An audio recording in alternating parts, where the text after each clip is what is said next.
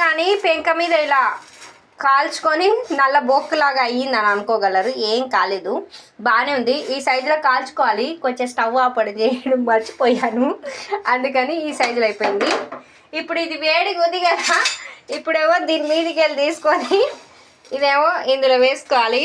పాలు పొంగిచ్చాము కదా, అందులో వేసుకుంటున్నాను. కాలుతుంది.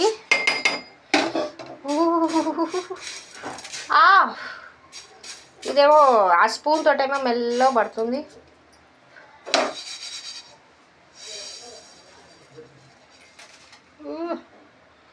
దేవుడా,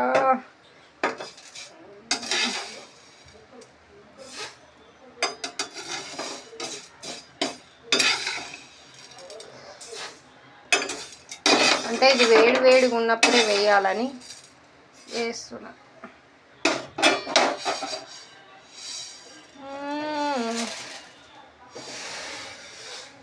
మొత్తానికి అయితే వేసేస్తాను.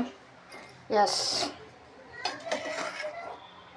ఇందులో ఇది కొంచెం మసిలిన తర్వాతకి ఇలాచీలు, కిస్మిస్, బాదం ఇవి తర్వాత వేస్తాము. ముందైతే ఇది బాగా కుక్ అని. మీరు ఎప్పుడైనా బచ్చాలు ఇంకా కాంబినేషను పాయసం ఎప్పుడైనా తిన్నారా? అంటే బొబ్బట్లు కాంబినేషన్ పాయసం ఎప్పుడైనా తిన్నారా?